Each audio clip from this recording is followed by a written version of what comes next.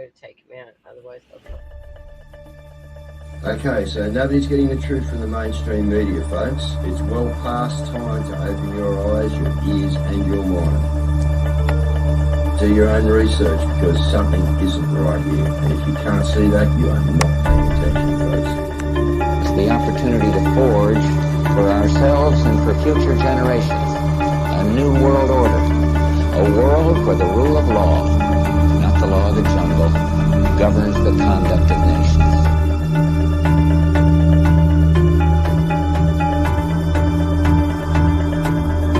So let's look at each one of these and see how we can get this down to zero. Probably one of these numbers is going to have to get pretty near to zero. Now that's back from high school algebra, but let's take a look. First, we've got population. The world today has 6.8 billion people. That's headed up to about 9 billion. Now, if we do a really great job on new vaccines, healthcare, reproductive health services, we could lower that by perhaps 10 or 15%. The important message that we need Australians to get vaccinated as quickly as possible. In line with that, I do encourage all Australians to please go and book your vaccinations as soon as you can if you haven't already done so.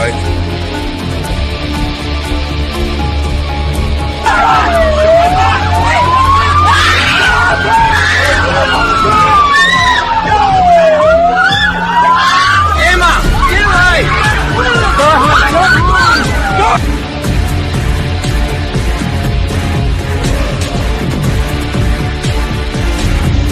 When we are successful, and we will be, we have a real chance at this new world order, an order in which a credible United Nations can use its peacekeeping role to fulfill the promise and vision of the UN's founders.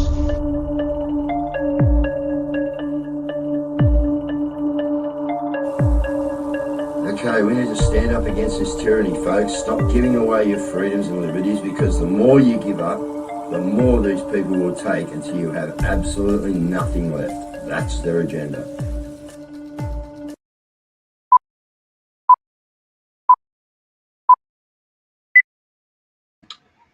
All right, look out. Bing, look out. Dicky Knees in the background there.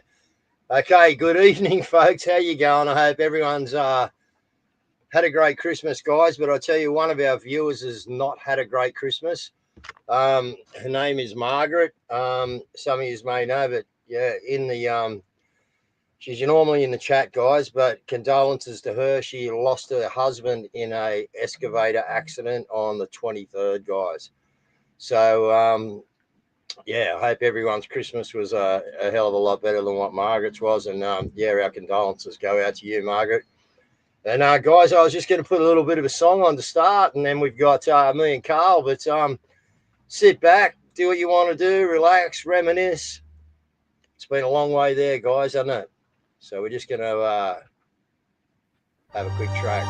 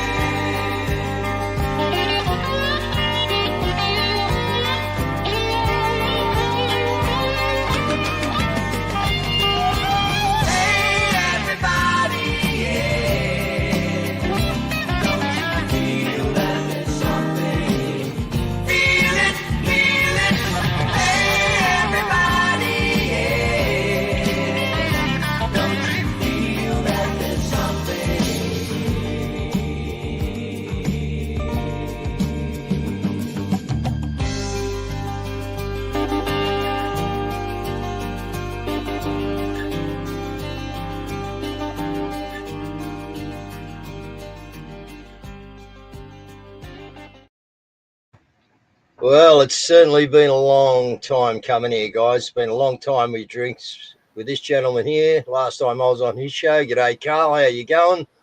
I'm good, mate. But you don't seem to see me. Can you hear me?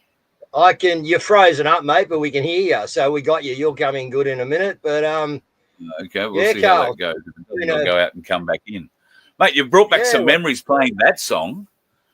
Yeah, it was another good one at the end of the show, actually, Carl. But yeah, I just thought that song, when I hear it, I just think, it's just one of the songs that were just written a long time ago, but very meaningful now, I think. You know what I mean? And yeah, I think people would have enjoyed that. Well, just listening to the words of it now, more so probably now than I ever have before. And I must have played that song on the air hundreds of times over my years on radio. It does seem quite interesting, the lyric to some of it. It's almost prophetic, so to speak. Listen, I'm just going to jump out and come back in on the link again. My camera's been done for some reason, okay, buddy. So I don't think this is going to fix itself. Give me 1 second. Okay, mate. All right, so yeah, guys, it takes us back a little bit. That, you know what I mean, a few of us in here that are a little bit older. The outro song will get you tonight, but again, a song on theme, you know, for what we got to do, because in this new year, guys, as I said, on around, you know, coming into January, we've got something that's going to be very, very efficient to our cause, we feel, okay? And it's not me, guys, all right? It's people in the background, all right? And they've come to me and asked me to, peruse their idea and have a look, and I did, and guys, I think it's absolutely brilliant. So I do think that 2025 is going to be a great year, though I will warn you that there is the setup of Bluebeam, as we know, is coming. You know, like we all know, guys, all right, this has got to play out. It's got to play out just how they said it was going to play out. They've already written the book, okay, the playbook. So what we've got to do now is, here's Carl back in. I'm not watching.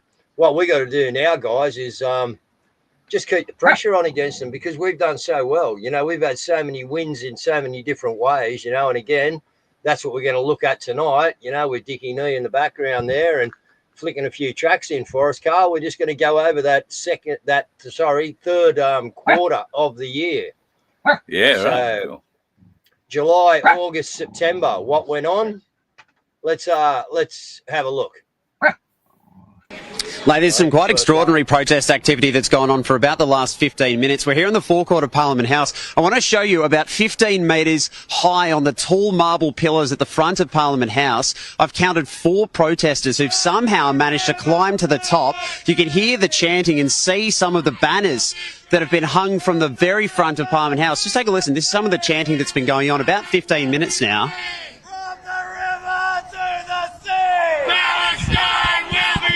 You get a sense of the security implications here too, Lay. Police gathering on the forecourt here of Parliament. There are still some visitors entering the front of Parliament at the moment, still open to the public at this stage. These massive banners being hung on the last day of Parliament of this sitting session, the day that we are expecting, or, well, maybe not today, but in coming days, the defection of Senator Fatima Payman, a Labor senator who's crossed the floor. She's found herself, in her own words, exiled from her party for supporting a motion to recognise Palestine that was put forward by the Greens. Well, what would have happened if we turned up there, Carl, and climbed up on the roof like that? We wouldn't have got to the roof, mate. They would have used those LRADs on us before we got anywhere near there. In fact, their policy towards us is if you get past the bollards, they'll turn them on. So exactly. How that ragged mob got to not just on top of Parliament House, again, it's pretty easy to get on top of Parliament House if you can walk up the grass, but where they are is over the portico at the front doors. So if you play it again, you'll see that there's, glass pyramid type things. So they've either walked over that glass to get to the front, or they've gone up the front somehow and been able to scale it. So, I'm very interested to know actually how they got there and how far they got. Oh, you've gone quiet, Guru. I think you're muted. Yeah, I was, because there was an idiot on a bike and he's coming back fast now. Let him go. But yeah, Carl, that's, the big topic there was, how do they do that if we'd have done that? But the thing is, just the cultural, the cultural bullshit that the government's putting out there, you know what I mean? To have civil unrest, division, they're behind it all, Carl. We know that they get their instructions from Mossad or, Netanyahu, whoever needs the ring at the time to tell these puppets what to do. But that one, these are things that, people should be able to see in Australia and go, what the hell? You know what I mean? But then again, no one knew 2 million of us turned up down there, Carl. They had no idea, mate. Why? Because it was shut down to, a couple of thousand people turned up. Yeah. Well, they had the mainstream media in their pocket. And unfortunately, there were a few usurpers in the ranks, so to speak, who managed to be quite skilled in the way of dealing with big crowds. And they were able to take control and obviously put forward their message, which ultimately ended up being go home, come back on the 29th of March. When Canberra's about -2 friggin' degrees. So your government turns weapons on us, but they actually help stage the Palestinians to get up on the roof, guys. They're a great government. Yeah. I don't know that the ABC would have filmed the ladders that the AFP put out to help those folks get up that high, but if that's in fact what would have happened. But yes, I see the ABC have got a new chairman too. He's the ex-Channel 9 boss, who was kicked out of Channel 9 for having an affair with one of his staff members, allegedly. He's now with the ABC. He's now the chairman of the ABC. I have no more faith in him as the chair of the ABC than I did with Ida Buttrose being the chair. He may have a bit more commercial sense about him when it comes to programming, but nobody in the ABC underneath him does, so he's not going to be able to change anything. And I've already seen some decisions that he's made, particularly reviewing the commando, Heston. What's Heston's last name? I've forgotten, but the commando that the ABC did a story on, and embellished the story with at least 5 extra gunshots. Doctored film. So they wound up having to admit that was wrong. They've paid him quite a handsome amount by way of damages, and now this bloke seems to be taking a bit of a backpedal on just how bad the standard of journalism at the ABC was to get to that point. He seems to be making excuses for it, so I wouldn't hold my breath too much longer for anything that's going to change at the ABC, just between you, me, and the gatepost. No, but they're getting plenty of money. All right, next clip. Dickie Nee, drop one in. Crying. What else happened? On July 23rd, the Victorian government and police are on trial. Over 3 years ago, Victoria Police unlawfully arrested me as an independent journalist 3 times in one day. You're ruining the relationship between the people and the police. During the second arrest, I was put in the back of a police van for 45 minutes. I was distraught and crying, but they didn't care. A recent development has forced me to represent myself. You see, I just can't bear being silenced while someone else speaks for me. I know.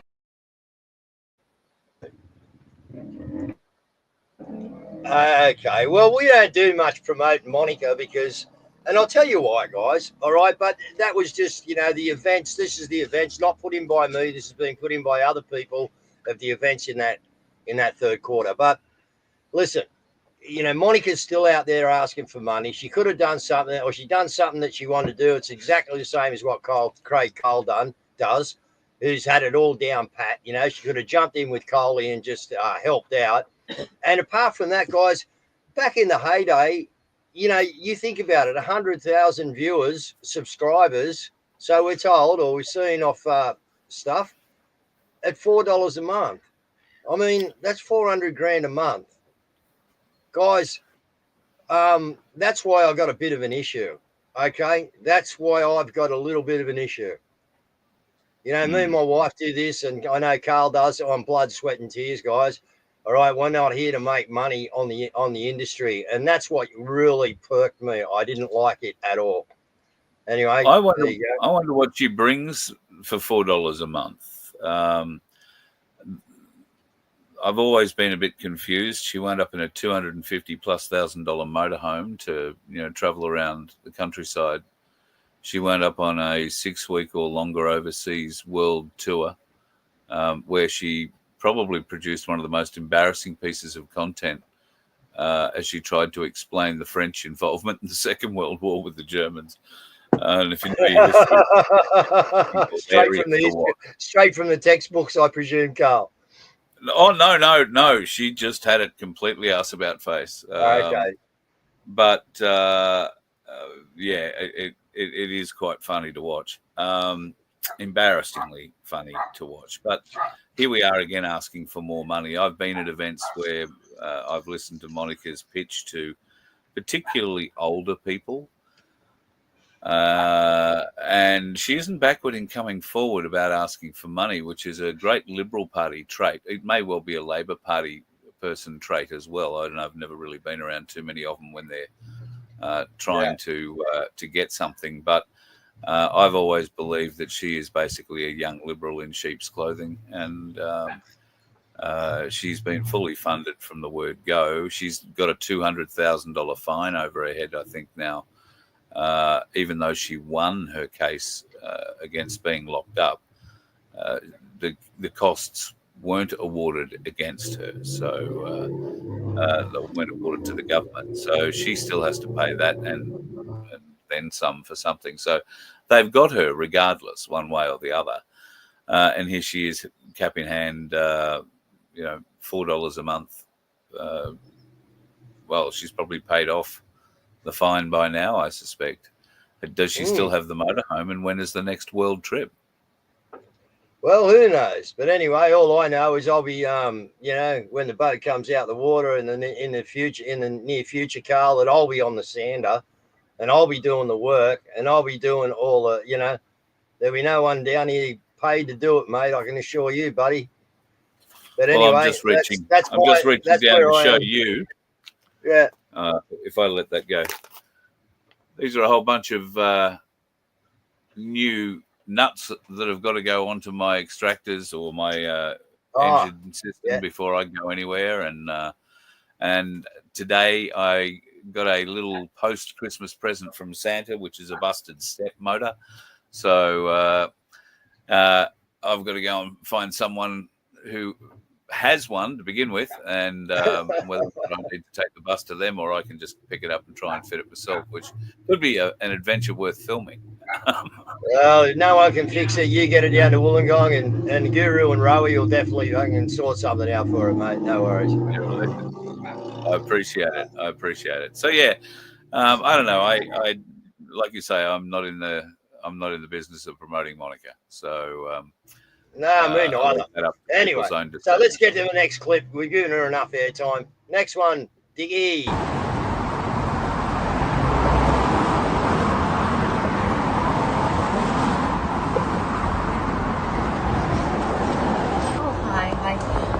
I just wanted to leave a message for Sophie Scams. Can you tell her that Anne came by?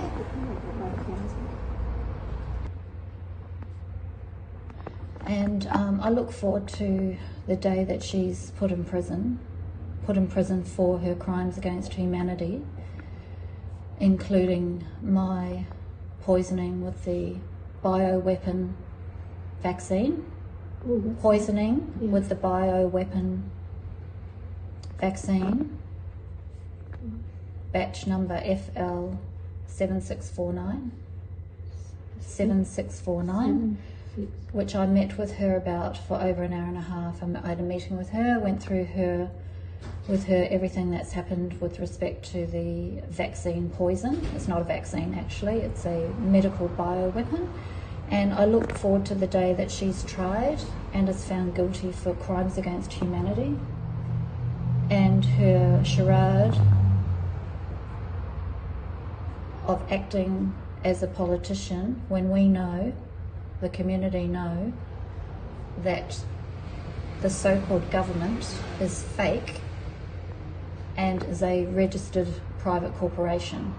So a private corporation, the government. So she is a fake parliamentarian. She doesn't have any standing under the 1901 Constitution. So she is treasonous and is not working for the people. And sorry, just tell me the right yep. words for the government. Yep, so she is working for a fake private corporation listed on the US Securities Exchange, which you may wish to look up. You because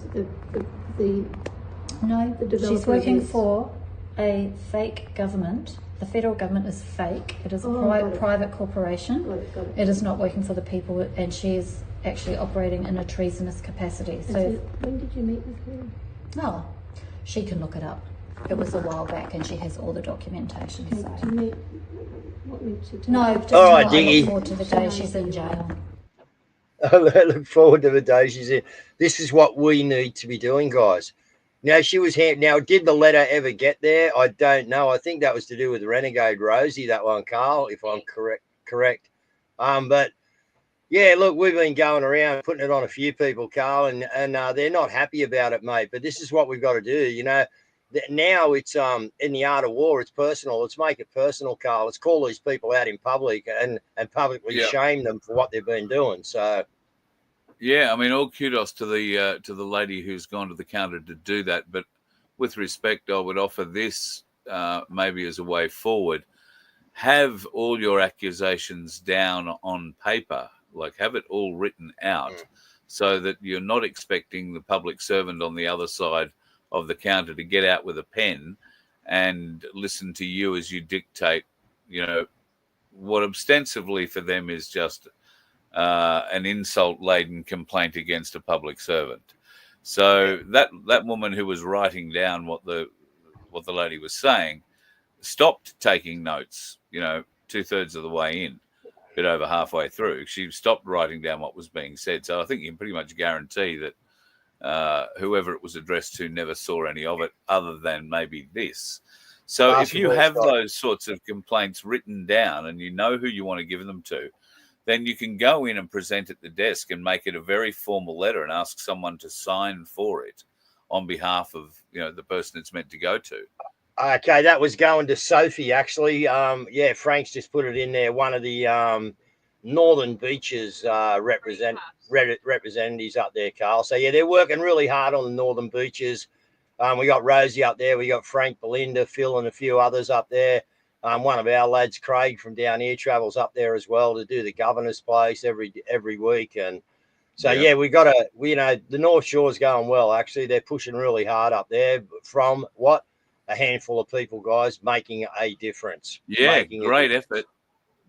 Great effort. And to know what to say, also a great effort. But there's no reason you can't go in and say all this when you're handing it all over. But I just think it would, you've got a better chance of getting it to the person it's meant to get to if you've already written it out for the fool behind the counter. And we've got all that now. It's all organised. I don't know whether it was at the time on the, it would have been close to being up on the website, but all that's available on our website now. We've got all the documents there. Carl, just go grab them, bang. Push the button, mate. It's all there. Yeah. Brilliant. All right, next one, Diggy. This song is called Epic.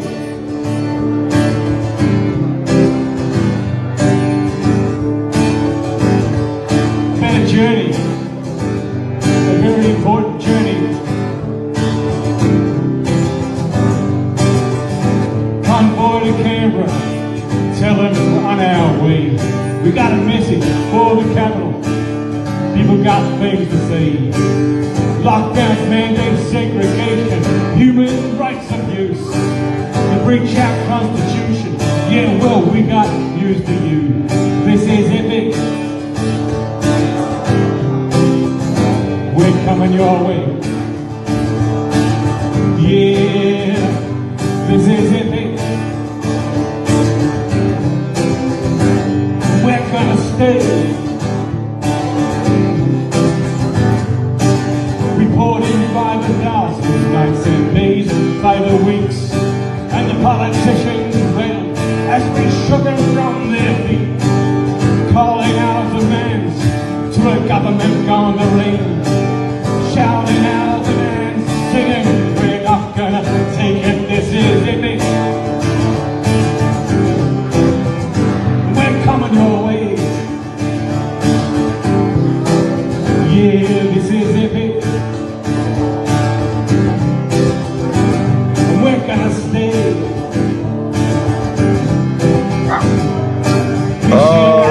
Dickie. So that was Stand in the Park, Aubrey, Carl. But yeah, really good song about Epic, mate. And these are the things that were coming out. But we've had a lot of good songs, a lot of good freedom movement songs have come out.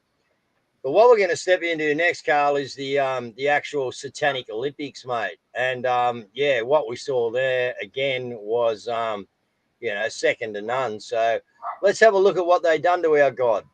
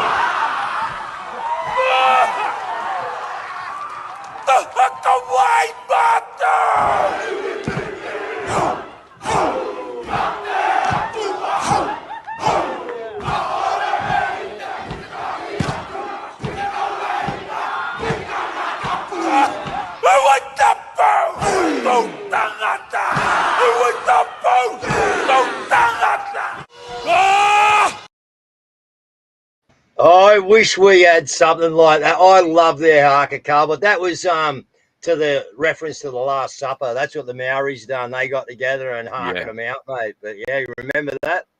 Absolutely brilliant too. And you're right. Anytime you, I've just been reminded of something about a haka though. Anytime you are lucky enough to be around a New Zealand team putting that out, yes, anything we put on by comparison has been embarrassing at the best and shockingly, mortifyingly so at the worst. But I will tell you one funny story. Many years ago, I was working, just filling in for a guy called John Deeks at Channel 7 in Melbourne. And the rugby union was in town at the time. And I want to say Channel 7 had the rights to the football. Now, I didn't know too much about rugby union, but it was a big test between Australia and New Zealand, and Channel 7's very creative editing department had built a big promo for the whole season, the whole event or series. It was going to be, I think, 3 tests, and they'd used the Kiwis doing a haka at a prior event and the vision how that was filmed as the base for all of it, and they superimposed, because AI wasn't a thing and CGI was a very expensive thing back in those days. So they supered handbags on the arms of every New Zealand player doing the haka.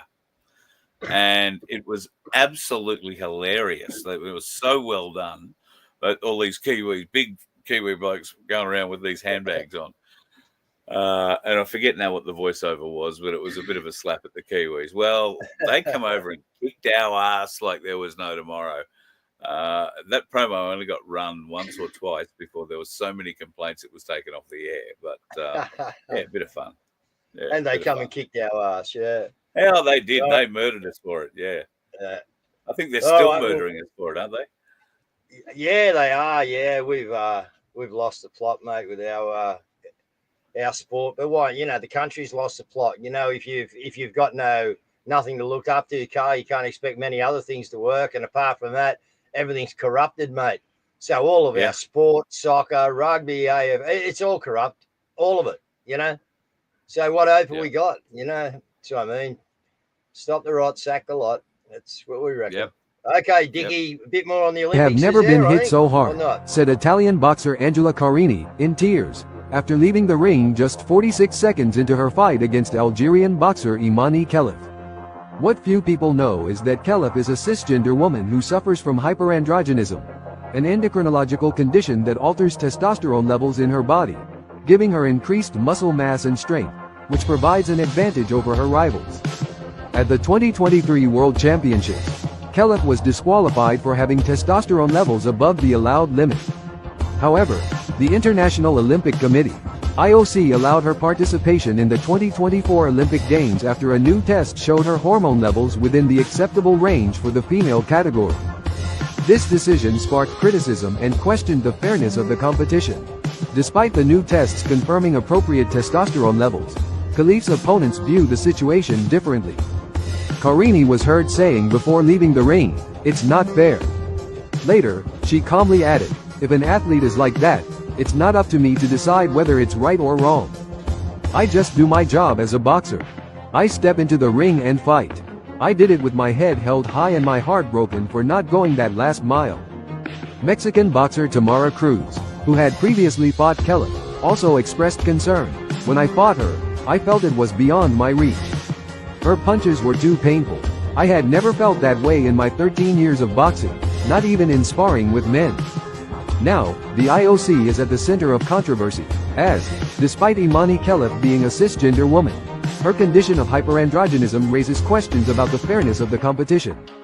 Meanwhile, Imani has been the target of attacks and a series of fake news labeling her as trans, when in reality, she is a cisgender woman. The controversy is far from resolved, and the sports community is demanding answers and measures to prevent similar situations in the future. All right, Dickie.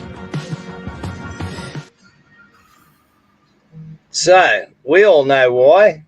Because he's got a set of balls. Makes a difference. The girls should have simply been allowed to kick him in the balls in the Olympic ring. Would have evened things up considerably, I would have thought. Just one free kick to the nuts. Now let's fight. Did you ever think that we would actually see this sort of schmozzle and skullduggery going on, Carl? You know, allowing men to get in there, just to make to do it in front of the world. You know what I mean? Like, unbelievable. No, and I was listening to something the other day from that US swimmer. She was very, very good, won a whole heap of medals, and then wound up swimming against that she that also gained Olympic notoriety in Paris, or was it the World? It might have been the World Championships before that. I think in Paris or at one Olympics at any rate, the women weren't even told that this she, I don't know what to call it. Shim, was able to be in their change rooms, changing with them. And in most cases, the girls didn't know until it was in the change room changing with them. And and he dropped his tackle out. And he was fishing for a different crew. Yeah. I mean, hats off to him. He's still able to beat the girls, even with that little bit of extra drag. But he shouldn't be swimming with them. Look, we saw it with Bethany Hamilton, didn't we? Like they moved her aside and brought in a tranny in with a rip curl and the damage that done. We saw Harley Davidson. The power of this is all those people, all these big CEOs guys, all compromised, man. Every company. I wonder if anybody ever went back and has ever bought a Bud Light again after that super trans ad they put out. Yeah. Just the next one, Carl. Sorry, Carl. The next one, Carl. Did you catch up with this, or did you see this legend Cameron that he drove around Queensland raising awareness of about the chemtrails with the plane? I did see him on the road somewhere at some stage, but I never actually caught up with him. Well, let's have a look at this, guys. And surprisingly enough, we've had no chemtrails down here for about a week. Very strange. We haven't had them here for a few days either. Wow. Okay. Righto, Dickie, bring that in. I got a head with wings. I got a head with wings. I got a head with wings. And I can see so far away, so far away. I can see the shadows fall across your face. I got a head with wings. Head with wings. I got a head with,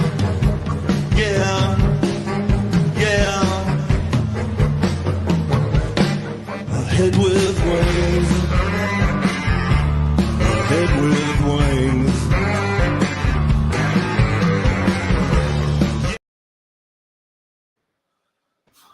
I'm amazed that the stabilizer stayed on. Yeah, man, it was a bit dodgy, wasn't it? Like, he could have got a bit of a rigging lesson before he strapped it down, but well done to the bloke. Yeah, well done to the bloke, mate. I thought it was brilliant, and this is what it is, guys. It doesn't matter what it is. It's education, right? And it's an information war, and that's what we're winning. At the moment, I think the war behind the scenes is a real struggle, okay? But as for the information war that you people are involved with, you have done magnificently because we're winning hands down, guys. That's why it's so tyrannical. And we can use chemtrails as an example. 4 years ago, most people maybe watching this had a bit of an idea, but many won't have had an idea. It will have been thrown at them. It will have been a conspiracy theory that, one of their friends has told them. And all of a sudden, fast forward 4 or 5 years, everything we were talking about turns out to be 100% true and now confirmed by governments around the world.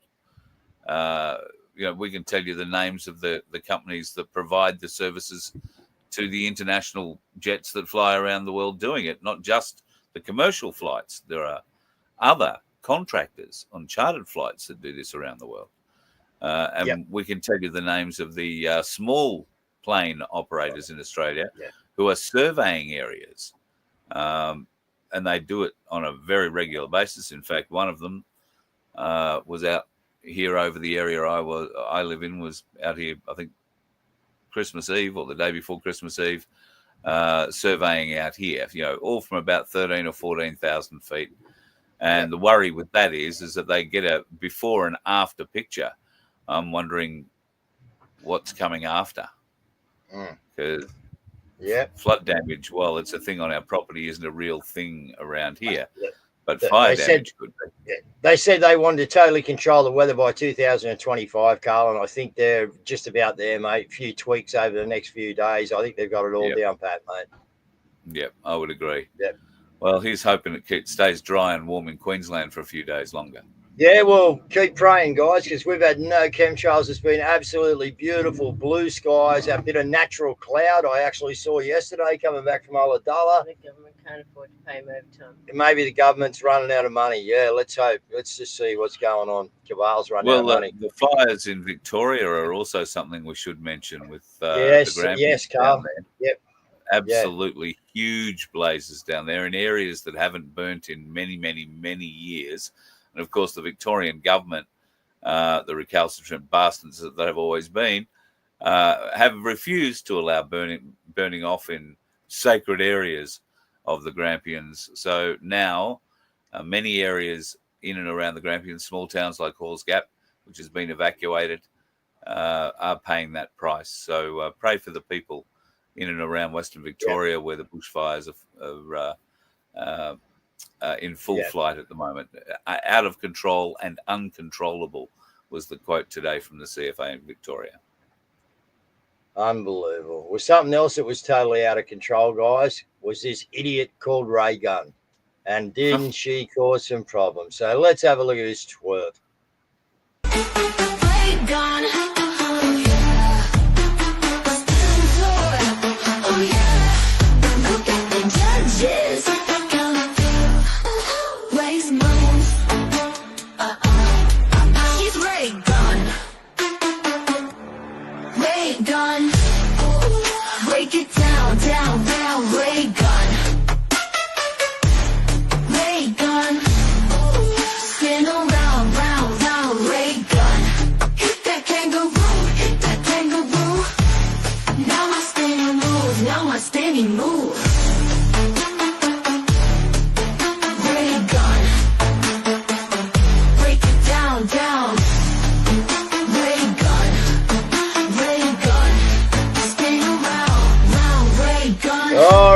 Diggy. I think we've seen enough kangaroo jumps.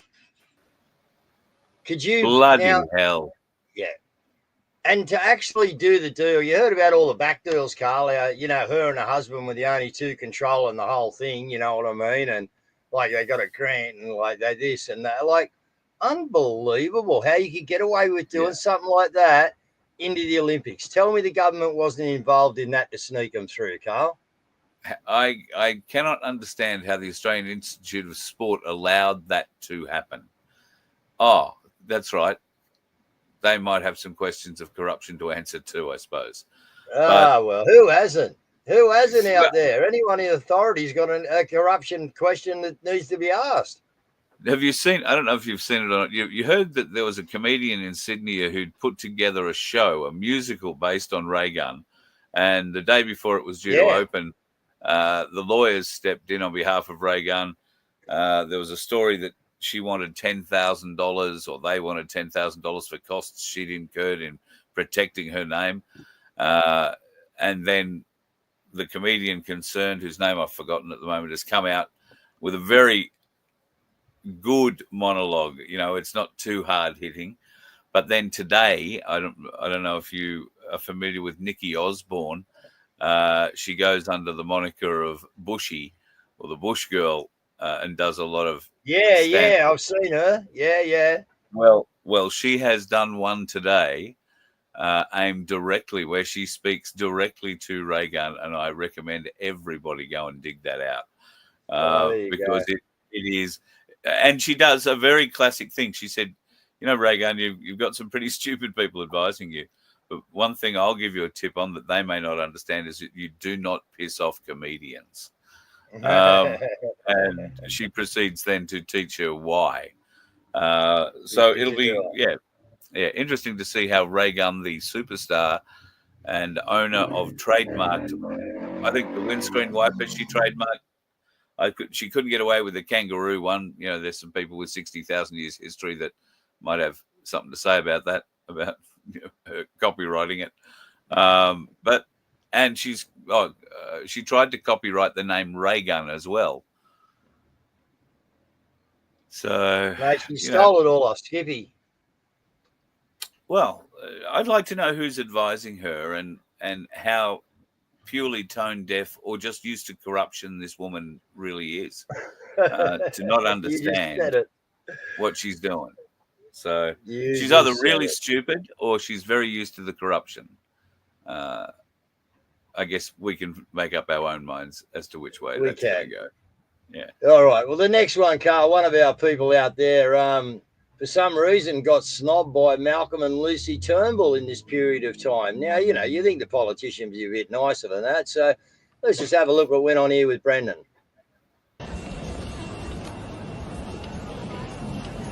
Malcolm and Lucy, can I just have 60 seconds with you, please? I don't find it fair that the corruption and us people trying to do the right thing, and my life could be in danger now. We're trying to do the right thing for the people of this here country. 60 seconds, please.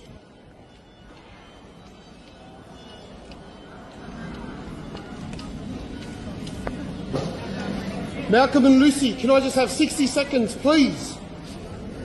See, this is the corruption. Why not? Can we just 60 seconds? See, you're criminals. Good on you, Brendo. He never ceases to amaze me, mate. He finds himself in some spots where he finds it. So do Franco and that, you know what I mean? It's just the luck of the draw, guys. God works in funny ways, you know. But go. What I find most interesting about that is some very historical video that we've just seen, because you will never see Malcolm and Lucy Turnbull walking around without security on Sydney streets ever again after that. I'm quite surprised that, being the ex-Prime Minister, he would walk around without some form of security, because he thinks himself very presidential. So, doubt that'll happen again. Well, look, we know they're all criminal. Anyone who's been involved with this thing from about 1960 through in any position, you know, especially from 73 on, but it goes back a bit further than that, you know what I mean? So anyone with any position within this time, they knew, Carl. They knew what was going on, mate. Okay, they knew that we were, you know, rape, pillaging and plundering our country, or they were rape, pillaging and plundering our country on our behalf. And we weren't even getting a good feeling out of it. You know what I mean? Like, yeah. No, there was no Vaseline used. So, So how did you see 24, Carl? What was your thoughts on 24? Well, the never-ending struggle for white hats to come out and show us that white hats actually exist.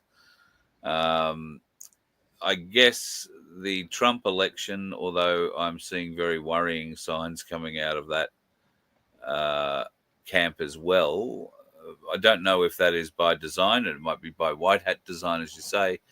I would like to see, and I think I've said this probably in 2023, 22 and 21, we want to see more action. We want to see more trials. We want to see more people brought to account for the crimes they have committed against us. Now, I'll use an example that everybody here watching will understand, Dr. William Bay. Now, Billy Bay won his appeal or won his case in the Supreme Court a week and a bit ago. It's been 2.5 years of hell for that bloke, and all because of a bunch of nameless, faceless APRA board members, not one of whom I don't believe has a medical degree. Yeah, they're all lawyers and accountants and doctors of whatever, but they've done all the paperwork. They've never done any of the actual practical stuff, if you like. So it's like a pilot saying, I'm a pilot because I've done all the theory of being a pilot. I've just never flown a real plane. So yeah, great. I'd let one of those people operate on me. But apparently we let them make decisions that influence how our entire medical system works. Now, I notice, thankfully, that in the last week or leading up to Christmas, the horrible little man that was the chairman of the APRA board has resigned.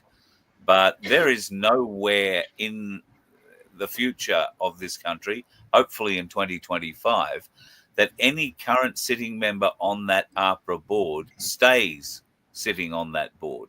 They all have to go. Every last one of them.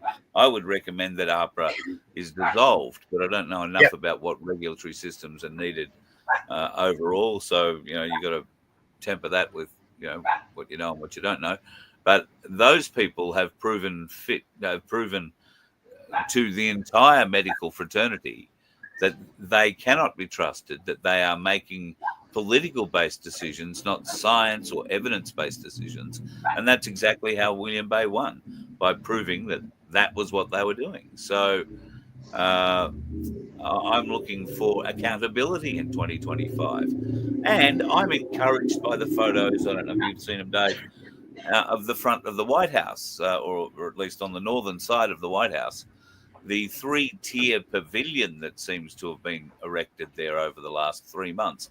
I've got photos from its early construction dates back in October. Somebody has put forward the idea that it is a media viewing area for... Yeah, that was Nancy. Nancy's put that. Yeah, that and yeah. My comeback to that is the media. Well, January 20, all of the main action doesn't happen at the White House. It happens at the Capitol building. They've built this thing at the White House. All that happens is that the White House is the new president will pull up and he'll walk inside. And by the sound of what President Trump is saying he's going to do, he's going to do that rather studiously and officiously. He's not going to stand there waving at the adoring crowds. So why has a 3-level press centre been erected on the north lawns of the White House? It makes absolutely never been done before. They tried to spin a story that they didn't do it for the last few years and they didn't do it when Biden was elected. Well, they didn't do it when Biden was elected because all the military turned their backs on him as he was being driven from the Capitol to the White House. There wasn't a ticker tape parade. There was an embarrassing show of how little military support there was. And to cap it all off, when he got to the White House, there was nobody there to open the doors for him. no military there to open the doors. He wound up opening the doors himself, and the family just walking in to an That was empty funny, White eh? House. So That maybe was they're bloody building hilarious. something to do this again. We've also Carl. got some news that agents from the Firearms and Explosives unit en route to assist at the Trump rally in Pennsylvania. But one of the things I just want to labour on, I want to pull this image up again if we can. This right now that you're seeing. Now, shenanigans in these two, Carl. You know what I mean? It's like, yeah. Well, let me just see if I can share a screen with you here for a minute. Yeah, you should be able to. I have another solution as to what they might be trying to use that whole thing for, and if I can find it in a reasonable time. Here we go. All right, let me just do that. You should be able to share, yeah. Do that. There it is. You should now be able to share that. There you go. The whole place, to me, looks suspiciously like a processing centre for gallows. Maybe I'm just wishful thinking, but why else would you have this? Now, we've heard that there are going to be trials in the White House and some summary executions. Could this be what we're seeing? It could be a firing squad. Sure, certainly, one level of all that could be a press office. There is another building that's being built across from it, like a bleacher structure, and that seems to be facing back toward the other thing that's been constructed.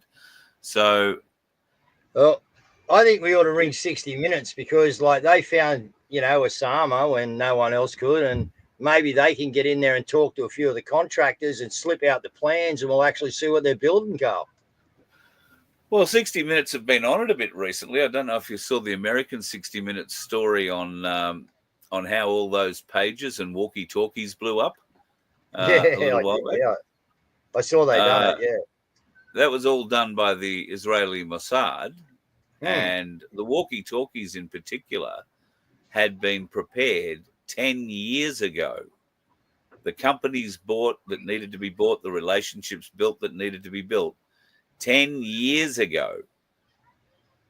So all these upper echelon... How lucky are they, Carl, that they built them 10 years ago and then they actually just found a use for them now? Unbelievable, isn't it? How lucky. Yeah. Well, clearly they had this in mind because I think they had something like 1,000 of those walkie-talkies built initially, and then they went and had 2,000 or 3,000 or 4,000 more of these pages built as well as technology developed. And that's what went off first, everybody's pager. So if you were a Hezbollah member that had a pager, you were probably somebody important. And the design of these explosives was so small that it would only, hurt the person who was, wearing it or had it. Wearing it. Yeah. People standing beside them didn't get hurt at all. So the technology that went into the explosives and how the whole thing was going to work is 10 years old. We only heard about it, back in September when, 250 of them all blew up at the same time. Something you see out of the movies, out of a James Bond movie. I got some guy over here that thinks he's James Bond right now, actually, Carl. You can hear him in the background, yeah. Anyway. Snuffling away? Oh, no, yeah, just revving the shit out of his car. Oh, you get it. Bond only ever revved the Aston Martin out in every gear. He didn't sit in one place and try and tear its balls out. So then 25, Carl, you're looking for what most of us are, mate, justice. That would be an easy word or an easy term to use, Carl. Would you believe? Yeah. I want justice. I want people like Paul Offey, who is due to go back to the Supreme Court of the ACT in January, to fight for what is literally his life.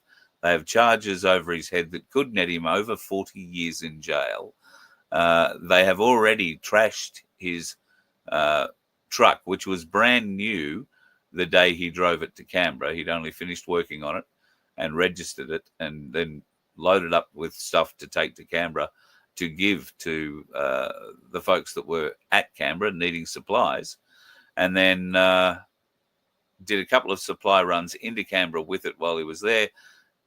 Became part of the big protest, and it's difficult for me to talk too much more about it because it is going to play a significant role in the case. But what happened under police direction and other direction at the time, certainly is going to help, I hope, defend him. But we need to get people into Canberra in January to support him. If, in fact, the case goes ahead in January, it'd be wonderful if they do what they normally do and get you to the front door of the court and then drop all the charges.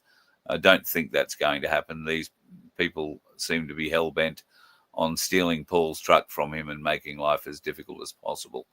And that's a bit sad. The other thing... It certainly is. And no fault of his own, mate. Directed by somebody else, you know what I mean? And, ends up in the poo.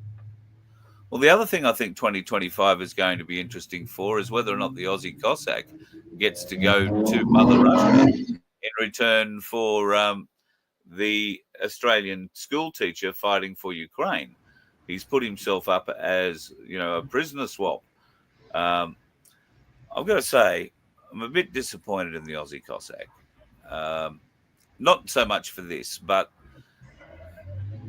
I mean, this is just a bit of a ploy. What does Russia gain by giving up a mercenary with battle information in his head to get a guy who's not born Russian, but certainly been brought up Russian here in Australia, has been schooled in Moscow, has earned the respect of the politic in Russia to such a point that Vladimir Putin has granted him citizenship? What do they gain by swapping the Aussie prisoner for the Aussie Cossack? I can't see any benefit. I've got a message in there from the Cossack, but I haven't checked it yet. But I haven't had a look. I've been pretty busy, guys, actually. But I do know I've got a couple of messages in there I've got to get back to. I got Melaleuca messages. I'll get back to it tomorrow to you guys. And we've just been flat out here, but we'll get onto that and I'll get back to you tomorrow.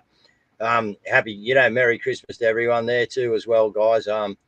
But yeah, look, let's see what goes on there. But I didn't even know he's up for a swap, Carl. So yeah, you're on that one. I've been pretty flat out lately, just doing what I've had to do. But yeah, I didn't know that. Yeah, no, this I don't know where he comes from in Australia, but he's an Australian teacher who has gone over and is fighting as a mercenary for Ukraine. Yeah, captured by the Russians a little while ago, and Cossack's now put himself up as a prisoner trade. The problem is, Cossack isn't a prisoner.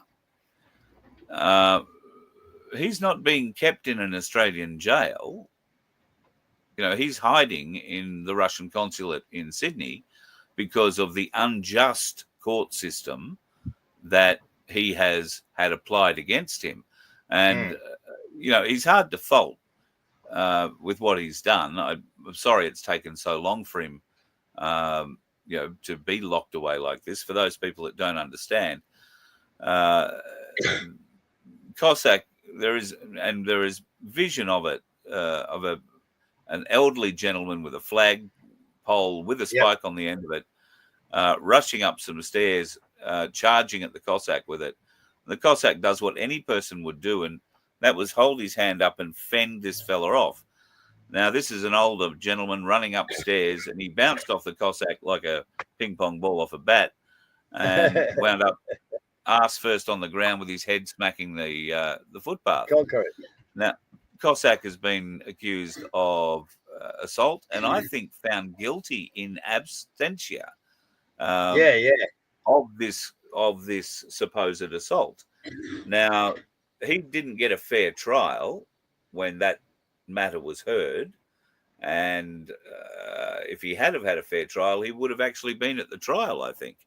But the problem was they decided to railroad him, and that's my full understanding of what happened. They railroaded him, and he's locked himself away there. And they've got another charge, a bullshit one, against him hanging in the background where I think he and Mrs. Cossack wound up on a car parking level that had some police cars parked on it. And as Mrs. Cossack, Monty was always filming, and he may have filmed some police cars. So they've got that hanging in the balance. So if he were a political prisoner, and I watched an interview with him recently on the mother of all talk shows, where that's exactly how he styled himself. He as another Julian Assange. Well, I'm afraid, my friend, the only similarity is that you've been locked up in an embassy or a consulate for a certain amount of time, and I think there is another similarity coming, and that's that the Uruguayans, I think, wanted Assange out by the end of it. He needs to be a bit careful the Russians don't wind up with the same idea.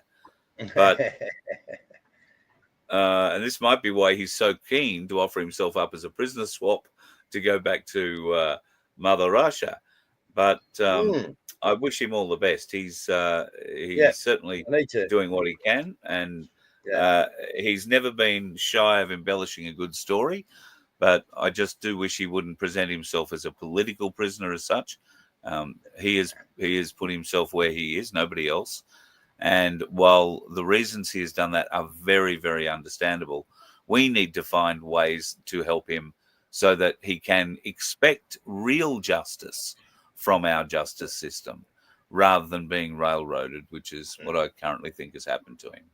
Well, I'm pretty disappointed with him in one way, a bit of satire here, because I was pretty disappointed he only sold me for $100,000. I reckon he could have held out, Carl, and probably got 400 or maybe 500 grand for the Guru, just to shut the Guru up, and he took 100. I mean, where's his business sense?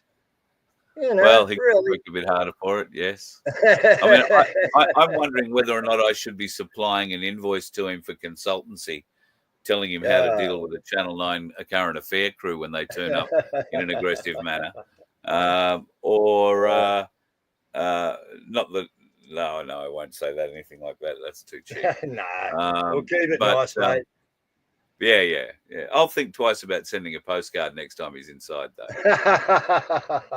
There you go.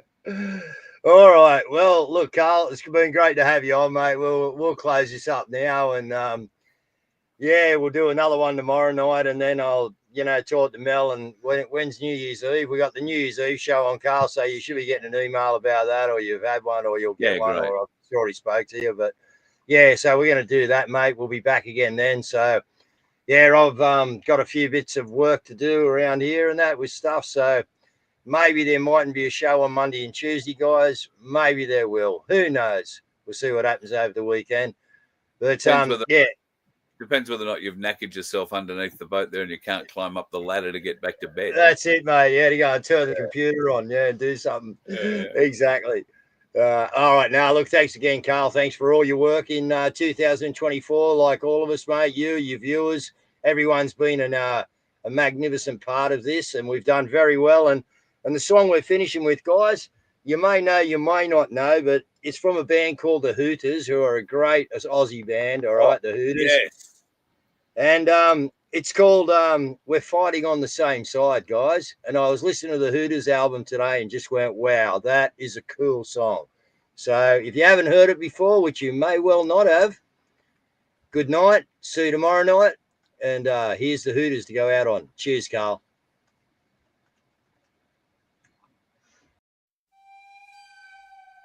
Well, I was walking real fast. I was too scared to run. Past this lonesome graveyard where the highway meets the sun. Well, that old graveyard's been around since the Civil War. I had a funny feeling that I'd been here before.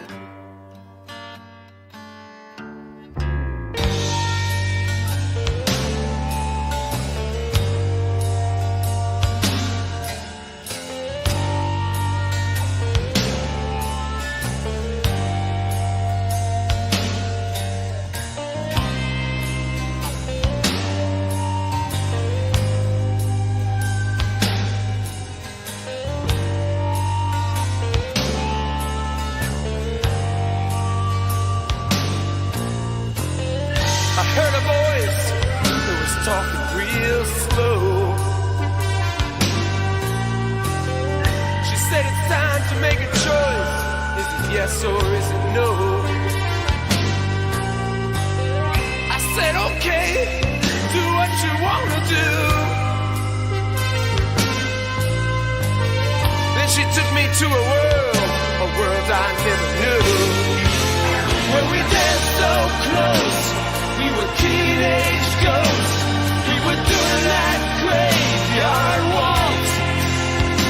After all is said and done, we were just too young to be doing that graveyard waltz. Graveyard waltz. The next thing I knew, the first dance was done. But this magic carpet ride had just begun. And heaven only knows where she learned to drive. Right between the tombstones and the one still left alive. And then that old soul band began to play. In triple time, she was begging me to stay. And when the masquerade started up again, she said this is the night that never ends.